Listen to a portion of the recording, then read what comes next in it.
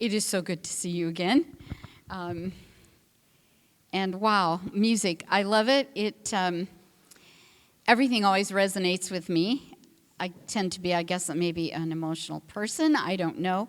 But I walk every morning, and where I live is kind of out in the country.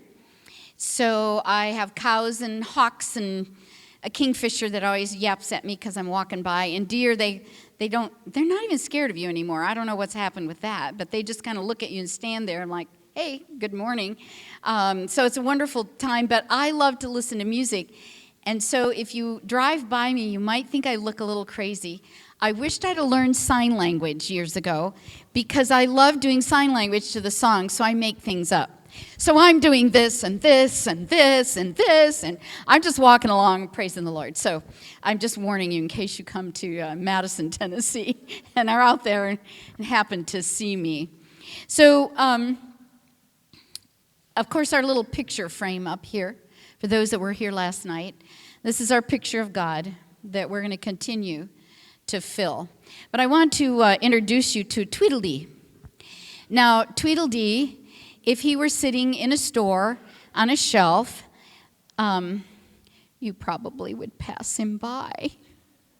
But not me, because when my mother passed away, I found Tweedledee in all of her stuff. And this is my Tweedledee. And I cried. It was like, I remember this teddy bear.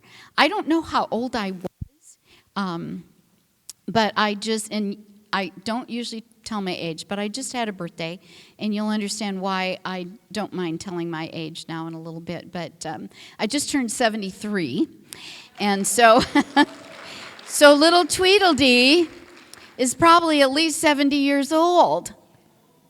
But guess what? You might not value him, but he means the world to me. Because my parents got it for me. I was the firstborn. And so I love little Tweedledee. You know, value for those who are unseen means a lot, doesn't it? It really is what life is all about. Isn't that what we search for? Don't we look for somebody to love us? My son, DJ, he's our firstborn. He is very creative. I didn't think the kid would survive because he's tried everything, done everything, dyed his hair at an early age. And my husband kept saying, if that's the worst he does, which really was pretty much. He teaches Bible now at our academy there in Madison, and the kids love him. But when we were in Berrien Springs, my husband was youth pastor there, and he had done something. We sent him to his room. And a little later, we had this slipped under our door in our bedroom, which was across from his. You maybe can't see it, but it has a little heart on the front. It says, to Mom and Dad from DJ. So you open it up, and it says, Dear Mom and Dad, I love, the you didn't get there. I don't know what happened to that, but I love, exclamation point, little stripes there. And then underneath it says, do you love me? Choose one, no or yes. And then he puts, return to DJ McKenzie, 2117 Grange Road, Buchanan, Michigan, 49107. And then underneath, P.S., just slip it under the door. And of course I circled yes, of course. So the question is, does somebody love me? Does somebody care?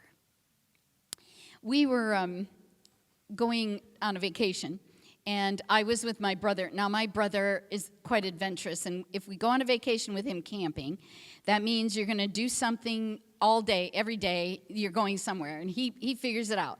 So we were in West Virginia, I think it's West Virginia or Virginia, whatever. The New River, anybody know where the New River is over there? Someplace. So he said, we're going to go whitewater rafting down the New River. Now, we had been down the Ocoee. Anybody in Tennessee been down the Ocoee? Oh, not too many, have you? Oh, then actually, if you want to do the safe one, the Nantahala, that's like this. You're in a boat, and you just kind of roll across the little, and you're like, oh, this is good, The Ocoee, that can be pretty rough. They rate the rapids. So I don't even know if there's a 1, but there's 2, 3, and I think the Ocoee even has some 4s. And so that's the roughest we'd ever been on. And that can be pretty treacherous sometimes. You are rocking and rolling. Well, I learned early on, if you're going to go white water rafting and you're short, that's really good, that you get in the front and you get down low and you stick your feet right in the corner. I mean, you get them wedged in there so that nothing's going to rip you out of that boat. It doesn't matter what they do, where you go, you are going to stay in that boat. That's the name of the game. Don't flip out of the boat, you know. And so we started down the New River, and the guide goes, now I will tell you, we're going to hit some 3s and some 4s. I'm like, okay, 4s. And we even have a couple 5s for you. And I'm like, 5s. Do you know what the highest is? 6. Ooh.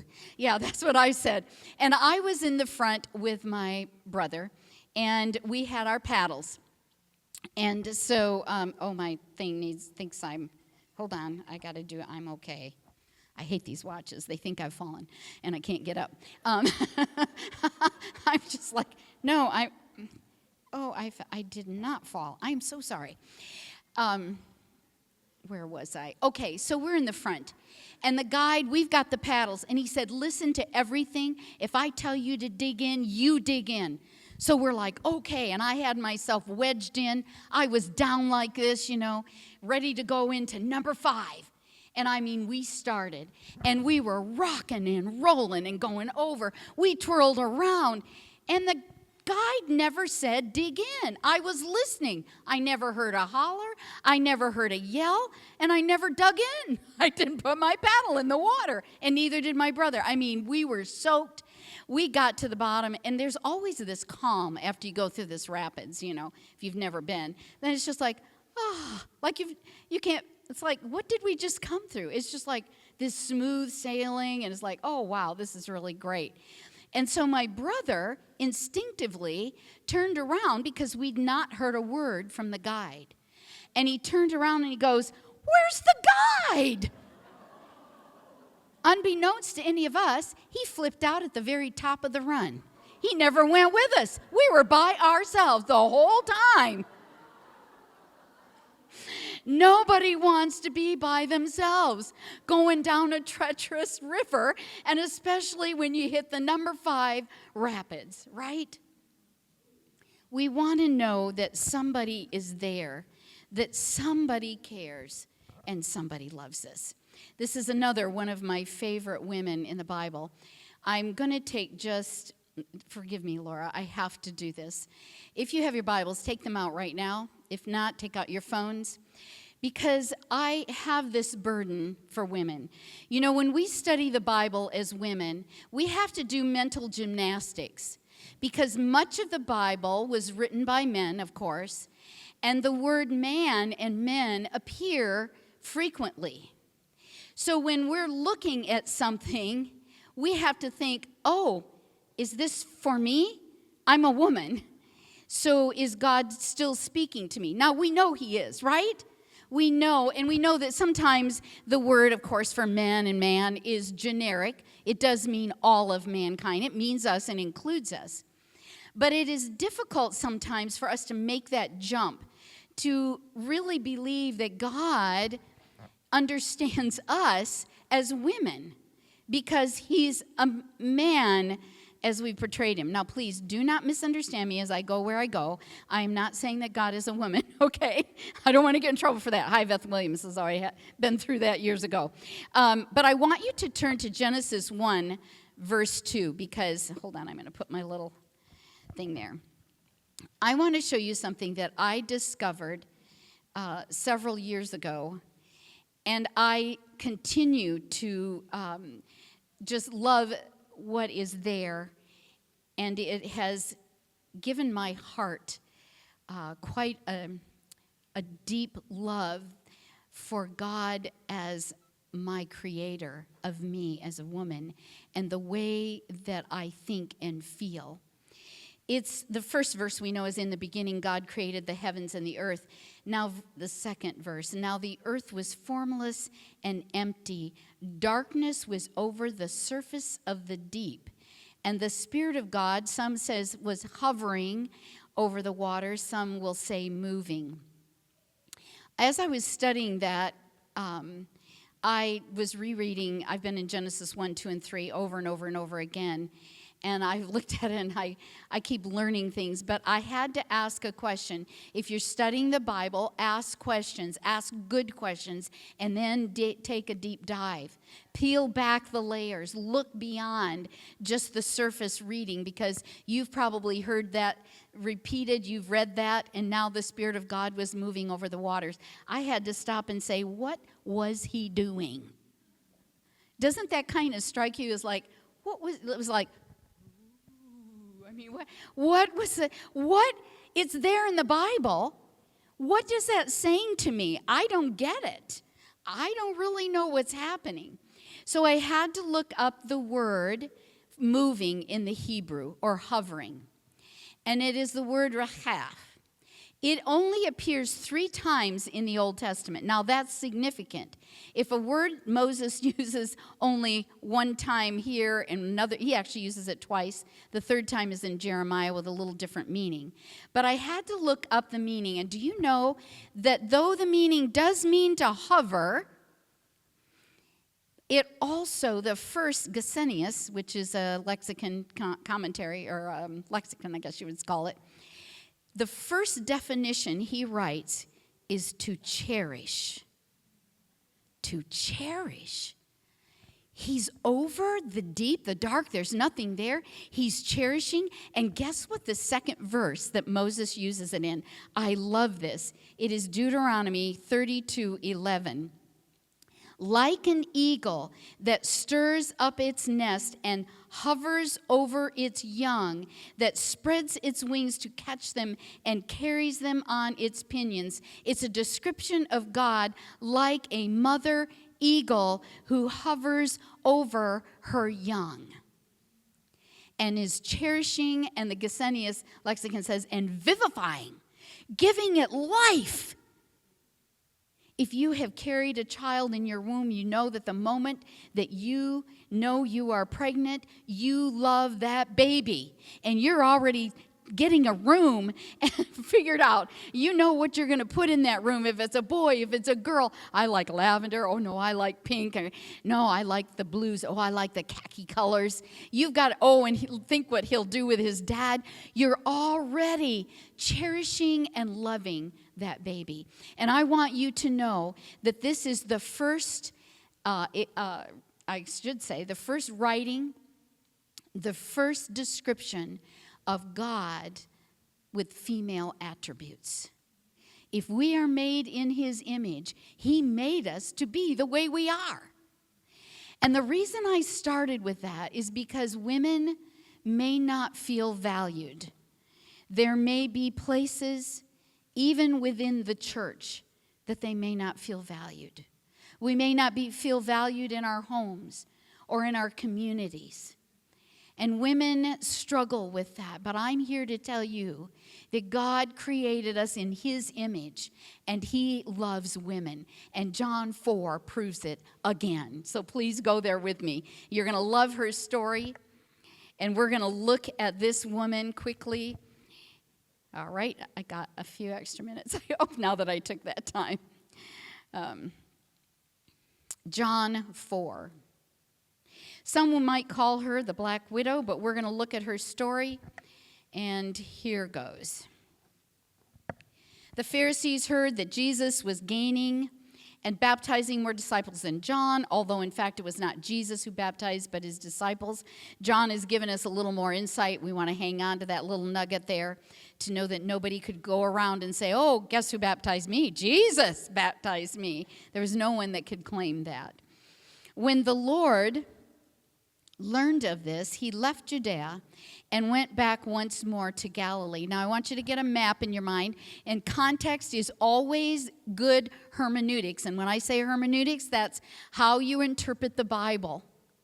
And good hermeneutics always looks at the context. And a map is really good. At least I like maps. I like to know what I'm looking at. Where's this happening? How far away is this? And this story is very important because we have Samaria that kind of is crunched in between Galilee in the north, Samaria, and then Judea. And there's a little tiny strip that you could get from Judea to Galilee and go around Samaria, but it would take 6 days. To go through Samaria was 3 days. But a Jew really didn't want to do that and probably took the extra 3 days. So that's the setup here as we go into this story. Now, I love verse 4, and there's something that's really important in this, a word. Some of your translations will read must.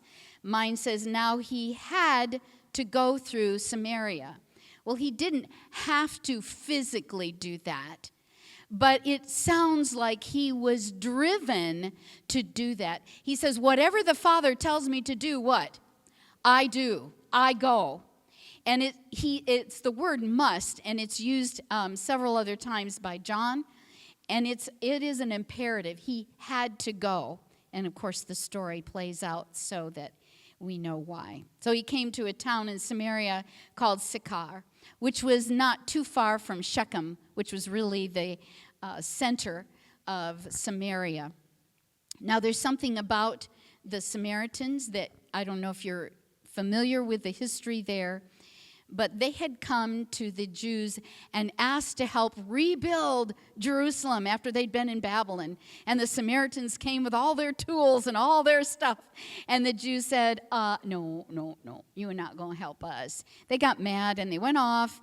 In the 4th century BC, they set up a temple on Mount Gerizim. They set up their own temple. They had intermarried. They were not strictly Jews.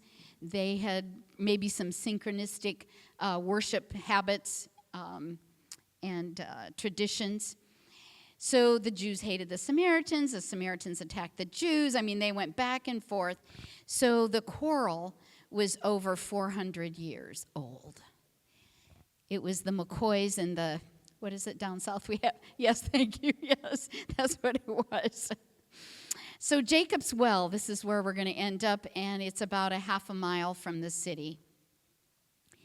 Jacob's Well was there, and Jesus, tired as he was from the journey, sat down by the well.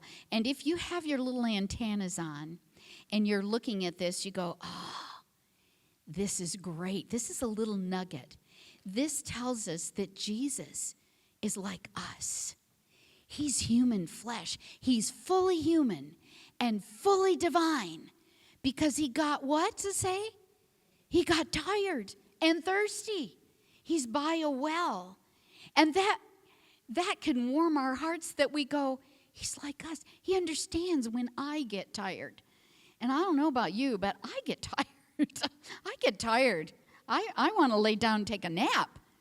I get tired, and he was tired. It was about the 6th hour when he sat down by the well, which would have been noon. When a Samaritan woman came to draw water, Jesus said to her, will you give me a drink? So the first thing he does is asks her a question. His disciples had gone into the town to buy food. Now, I'm kind of adding a little bit. This is extra biblical. But I think the disciples were going like this. I don't know why he sent us in here. I do not want to buy from the Samaritans. Why do we have to get food from them? I'm not sure that I like this idea. What's he going to do sitting there? He should have planned better. We should have gone someplace else. I mean, I don't know what they were thinking, but I'm sure they weren't real excited about it because they were prejudiced. It was racism. That's what you would call it today. The Samaritan woman said to him, you are a Jew, and I am a Samaritan woman. Now listen to this adverb. How can you ask me for a drink? Number one, men and women did not exchange conversations in that day, and especially between a Jew man and a Samaritan woman. How can you ask me for a drink? Hang on to that how, because that's going to be important for us. For Jews do not associate with Samaritans. I don't have anything to do with you. And Jesus answered her, powerful statement. If you knew, knowledge is power, isn't it? This woman actually comes powerless. As we continue through her story, she, like Hagar last night, was not a woman of wealth or prestige. In fact, what I like to do, I'm going to challenge you to do this when I get done with this story today. I want you to go back to your room this afternoon, take a piece of paper, take one of those white pieces of paper, and I want you to write down the story of Nicodemus, John 3, and the story of the Samaritan woman. And I want you to start comparing, because he's a man, she's a woman. He has high authority, she has no authority. He has wealth, she has no wealth. He has status, she has no status. I mean, you just start writing them down. You just see. He comes at midnight, she's at the well. She doesn't come to Jesus, he comes to her. You start comparing the difference, and then you see what he does with what he learns. By the way, he's the one that heard the words, "For God so loved the world." Do you know it was only Jesus talking to Nicodemus? For eons, I thought he told people on the mountain. I'm sure he told a whole bunch of people, because it's the most famous verse in the New Testament, right? For God so loved the world. And he told it to Nicodemus. Okay, so do that for me. You are a Jew. And he says, if you knew the gift of God and who, now hang on to the who, it is that asks you for a drink, you would have asked him, and he would have given you living water. This is a divine appointment. This was created in the mind of God in heaven to send Jesus to this woman. Isn't that beautiful? That God would do that for each one of us. That he sees us and he wants divine appointments with us. He's waiting for divine appointments. Did you make your divine appointment this morning with him? I love my granddaughter, Allie, when she was just, I think, 7th, 8th grade. And she had her best friend, Angelina. And in Kentucky, Tennessee, our camp meeting comes like right after school. They get out of school like basically Wednesday, and camp meeting starts Friday night. We barely have time to breathe if you have kids in school to get to camp meeting and we have a week long. And so my granddaughter was with me. She had just been in school with Angelina, and we saw Angelina coming down. You know how you walk around at camp meeting, you know. And she sees Angelina, and she goes, Angelina, I haven't seen you for 10 million years. It was like, I'm like, it was just 2 days ago. I mean, you know, what is that? But does it feel like that when you haven't been with Jesus? Does it feel, when you miss a day, does it feel like 10 million years? Jesus, I gotta have more time with you. I want to hear from you. I have to tell you, sometimes I spent yesterday, it was a glorious day. I've not been able to do this, and I don't know, I've booked my life too much. But I just spent yesterday in the Word. I had the best time ever. I soaked it in. And I decided I got to go back and I got to cut some things out of my life, because I've missed God for 10 million years. And here he is, he's giving her living water. Not water that's bitter or nasty or contaminated, but living, life-giving water. He's offering that to this woman. She came to the well that day to just get water. She woke up and thought, okay, I got to go to the well today. I got to do laundry. I got to do this. And she had her day all planned out. Is that what you do? That's what I do. Yeah. And then I add things in between, right? I'm a multitasker. I'm like running up and down the stairs. We have an upstairs, and I always figure, well, it's good exercise, so I do it. I'm always running up and down the stairs. So her answer to him is, "Sir," the woman said. It's really the word how. This is what she's asking. How are you going to do this? Because she says, you have nothing to draw with, and the well is deep. It was 100 feet deep. Where can you get this living water? Are you greater than our father Jacob? Now watch this. This is so fascinating. She sees him first as a Jew. He's a man who's thirsty. Now, he's being elevated. I want you to watch her picture as we move through this conversation. How he begins down here as a man, just a Jewish thirsty man. And now, wow, are you greater than Jacob because you're offering me living water. What is living water? I'm sure her mind is kind of spinning. Are you greater than our father Jacob, who gave us the well and drank from it himself, and did also his sons and his flocks and his herds? She's trying to process what he's offering her. Now, also watch in this conversation, because last night we talked about horizontal and vertical, and this is probably one of the primary pictures. Oh, also it happens with Nicodemus, how Jesus is continually trying to take her vertically. Cast your eyes up. Look at me, look heavenward, and she's here because that's all she knows. And he says to her, Jesus answered, everyone who drinks from this water will be thirsty again and again and again.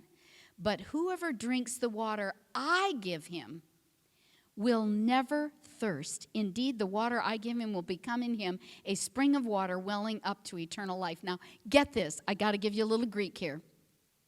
When he says, but whoever drinks this water, I give him or her, will never thirst. You see, in English, we're kind of flat with our words. What Jesus used was 4 words to tell her never. So I like this. Ume, u is an absolute no, not Me is a conditional not. And he says, not, ice, into, and ion. I think I said that right. Did I say that right? I got a scholar down here I found out, and now I'm a little nervous. Ion, it's ion. And that's eternal. So you know what he said? Not, into, forever. Don't you love? I'm a camp girl because my husband was camp director for 7 years. No, never, do you know that song? Oh, I'm the only one. Well, it's a song. And the kids sang it, and we sang it at camp every year, all week, all summer long. So that was, no, never, Matthew, do you remember that song? Oh, yeah, she does. Okay, good. I'm just saying he says, he promises to her and to you and I, you will never thirst again if you drink from the well and the living water. And this is what I love, because if you do, the water I give him will become in him a spring of water welling up. Now, you know these people that jump up and go like that? I actually did it a little bit. Usually I'm falling all over the place. But I love those pictures. We tried that on the beach, our family once. It was disastrous. I mean, when we looked at the picture, like, no, who jumped? Somebody should have gotten off the ground a little. We were all like this and like that. I mean, it was just terrible. I don't know how they do that. It must be AI. I cannot figure out. You know, you see those pictures. Everybody's up in the air like, I'm like, no, I don't believe it anymore. I think that's fake because I can't do it. But that's what he means. It's leaping and jumping, and it's used in Acts when John and Peter come across the man and they say, gold and silver have I none, but what I do have I will give you. Get up and what? Walk.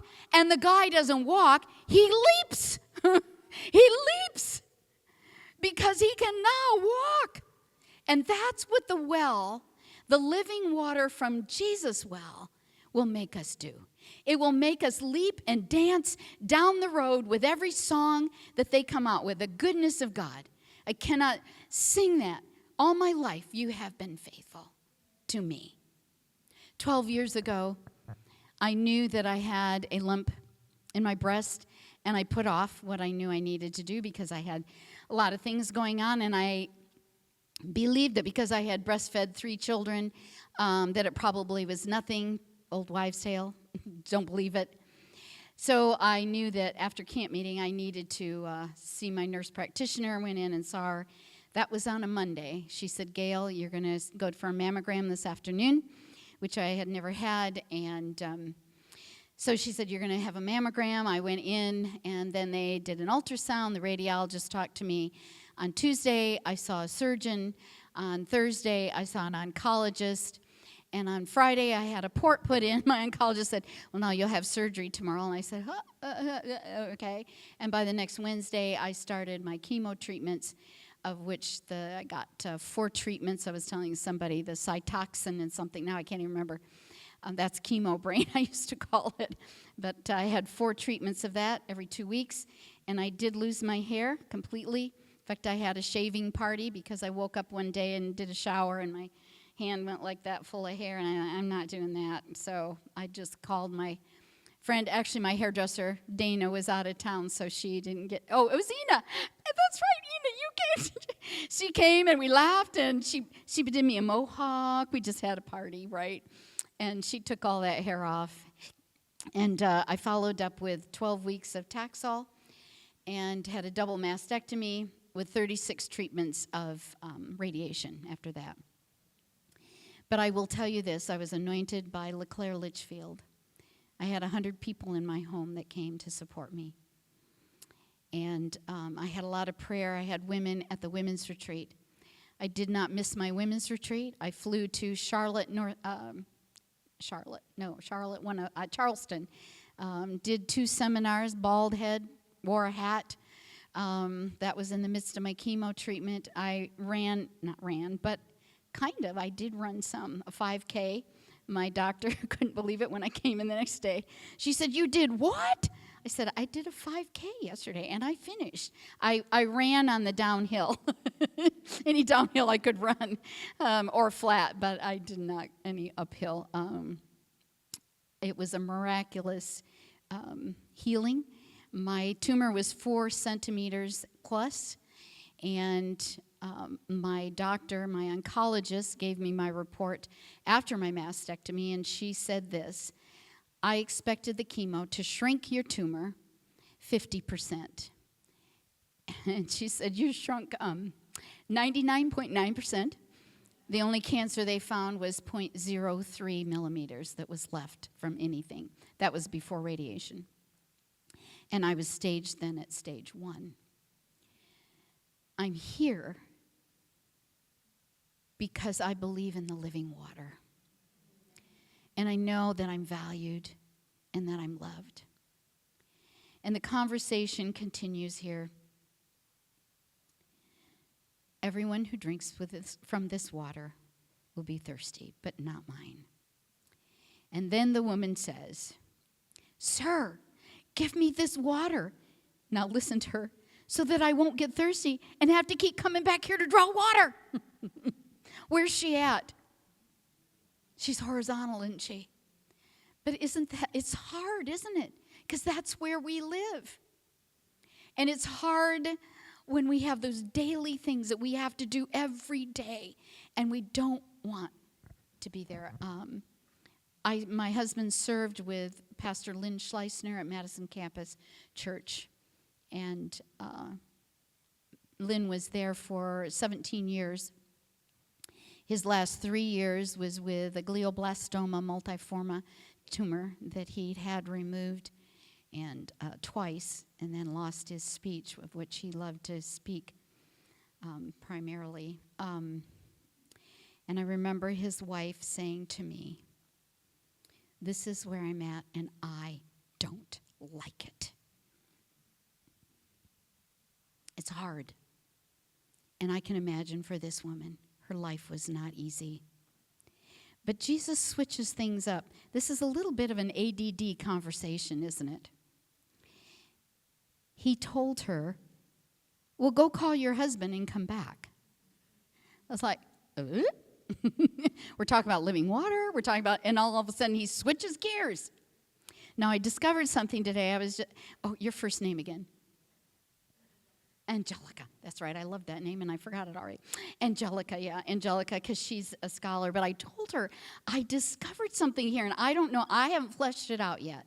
But I think that Jesus here was planting in her mind not only to open up her life so that she could know that he knew her, but that because he says, "Go call your husband." The word "go," by the way, means to go lead someone to a destination, a place that somebody goes to. And it's leading. It's not just herself going, but it's leading somebody else. And he says, "Go call." And both of those words are imperatives. Do you remember your English class? What is an imperative? you better do it. That's when you tell your kid or son, go get the garbage and take it out, you know. You don't tell your husband that, though. You would never do that, right? You would never be an imperative with your husband. Maybe your kids. Okay. He told her, go call your husband and come back. Now, I can imagine that her mind is like, okay. She answered him frankly. Well, I have no husband, she replied. And Jesus says to her, you are right when you say you have no husband. The fact is, you have had 5 husbands, and the man you now have is not your husband. What you have just said is quite true. Now her life is an open book. She's never met him before. I think it's really easy for us to think that we can hide from God. Do you think that? I think sometimes I do mental gymnastics and think, well, you know, nobody else knows. So, I can fudge a little here. I could do, you know, nobody else knows. But God knows. And her life is exposed here. Now, we don't know. There's lots of speculations. I've heard people say, well, each of her husbands died, and then she remarried, or she was divorced 5 times. We don't know. We don't have that. The context and what we know is it doesn't look too good for her, right? We just know 5 husbands, and she couldn't have been that old. They didn't live long lives then, usually. So that means she went through a lot of men. And so my guess is she's like some young people today. Oh, I've seen too much divorce, or I've been divorced. I have some friends right now. They're not married. Because why? They've both been divorced before, and they don't want to go through it again. And it's okay because, hey, that's just the way it is. So we can understand how she came to this place. He says, what you have just said is quite true. Sir, the woman said, I can see that you are a what? Prophet. Oh. Remember? He's a Jew that's thirsty, greater than Jacob. And now he's a prophet because he knows her life. He can see into her life. Do you see how her picture is changing just in a conversation? And then she changes. I love this. Angelica, I love this. She teaches in the seminary. So she probably has taught this herself. But this woman changes the subject again. Not about her husbands, not about her life. She's going to talk theology. So I'm going to take a little time to just tell you, ladies, you can know theology. You are smart, and you study. Theology only means the study of who? Theos. God. Don't we all want to know about God? Yes. So you were all theologians. You go to the Bible, you learn about him, put it in your picture. You're a theologian, right? Don't let anybody tell you anything otherwise, because you want to get to know who God is. She says, sir, the woman said, I can see that you are a prophet. Our fathers worshipped on this mountain, but you Jews claim that the place where we must worship in Jerusalem. Jesus declared, believe me, woman, a time is coming when you will worship the Father neither on this mountain nor in Jerusalem. You Samaritans worship you Samaritans worship what you do not know. We worship what we do know, for salvation is from the Jews. What was he speaking there? What was he saying? Who is salvation from? Why is it from the Jews? Who's Jesus? What is he? He's a Jew, and he's salvation. And he came from the seed of Abraham. That's why it was so important that Hagar couldn't carry that baby. God had a plan, and he had a seed that he carried through till Mary bore Jesus. And then, yet a time is coming, and has now come, Jesus said, when the true worshipers will worship the Father in spirit and truth, for they are the kind of worshiper the Father seeks. God is spirit, and his worshipers must worship in spirit and in truth. And now we have a great revelation. The woman said, I know. Now, can you hear her?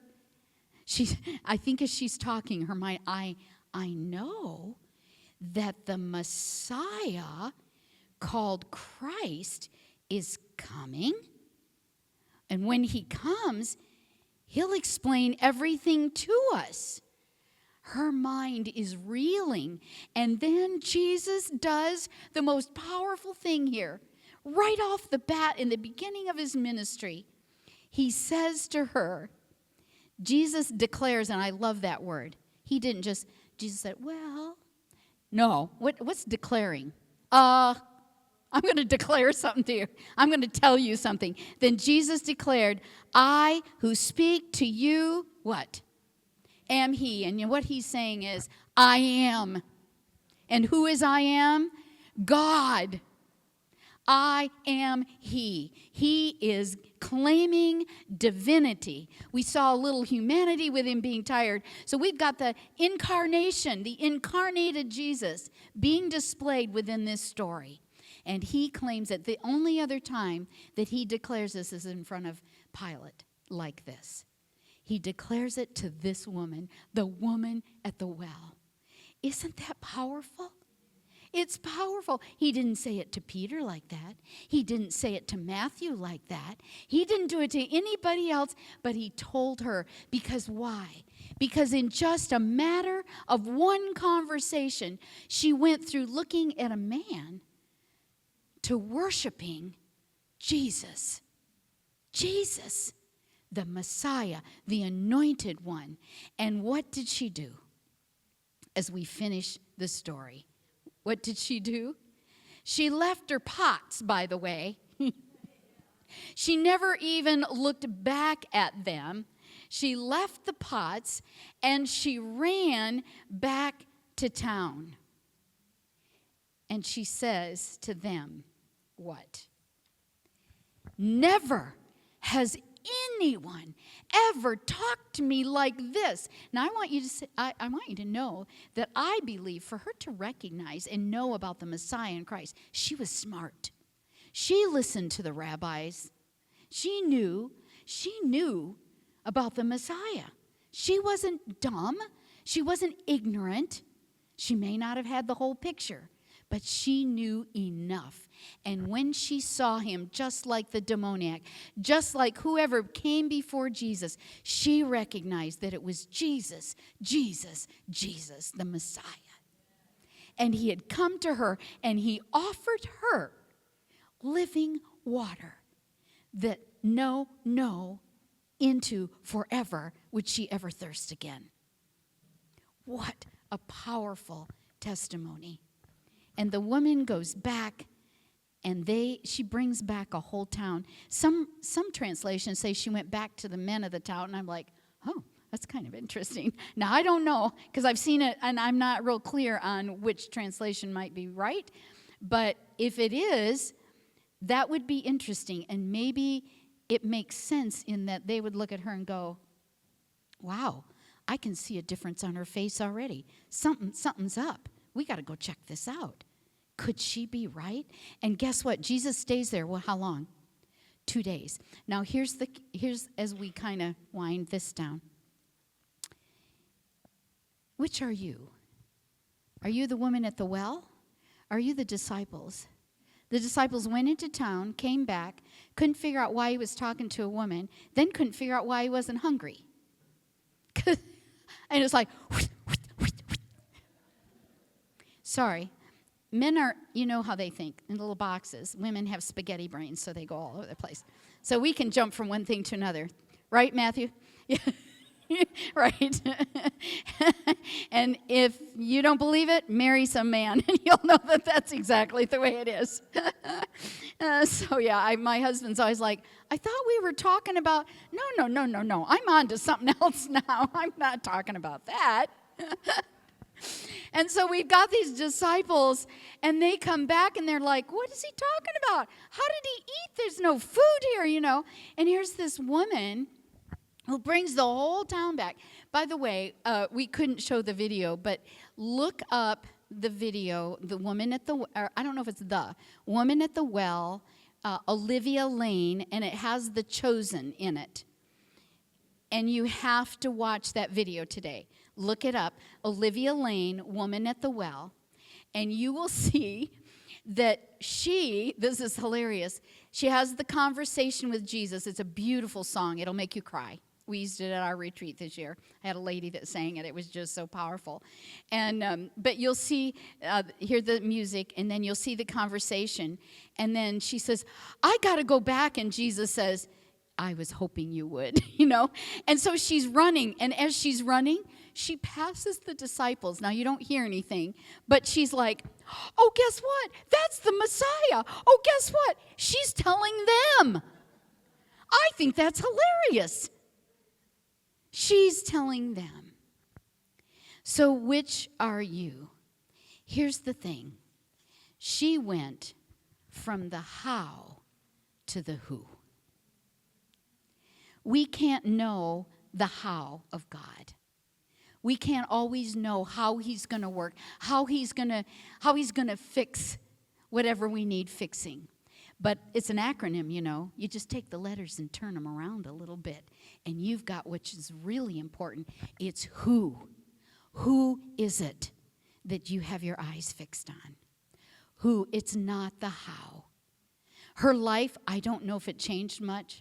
I mean, we might like to think, oh, she married the guy, or I don't know. We know nothing. What we know is that she was the first evangelist, and by the way, she's a woman. And by the way, Nicodemus did nothing with what he knew. Nothing. For God so loved, and he didn't do anything with it. He had the richest scripture in all of the New Testament, and he did nothing with it. But she took that little bit, that little kernel of faith, and a whole city was converted to Jesus. Wouldn't you like to be a woman like that? I certainly would. I will tell you right now. So if you would, please stand with me as we pray and ask God to make us like the woman at the well, to leave our pots, whatever it is. Forget about the how. Don't worry about the how. Jesus says, don't worry about your life. Oh, I got such a good story with that. I can't tell it. But anyways, I have so many stories. I could keep you here all day, couldn't I? But don't worry about your life, Jesus said. Don't worry about it. Because I take care of the lilies and the sparrows and Let's bow our heads. Lord, there's not much to say after we've looked at this beautiful story. And we saw in just one conversation how this woman saw just a man, and then she saw God. And he saw her. He went there on purpose. It was a divine appointment. Father, I just pray that you will keep calling us. Call us to those divine appointments. Call us to come to that, get that living water. I don't know about anybody here, but I want it desperately. I want to know Jesus better and deeper and wider, and above anything else, I want him to be central in my life. Lord, I'm so grateful that we have this story and that we see how you saved. You not only saved a woman, you saved a town that saved a nation. And it taught some disciples, and it changed the picture of God for a woman. And you continue to reveal who you are. So, Father, change one woman today, every woman today that's here, and change us to see the Messiah, the Christ, and the salvation. As the town said, we don't believe now. We don't believe because of you. I'm going to read it right out of here. We know that this man really is, the Savior of the world. Thank you, Jesus, for being our Savior today.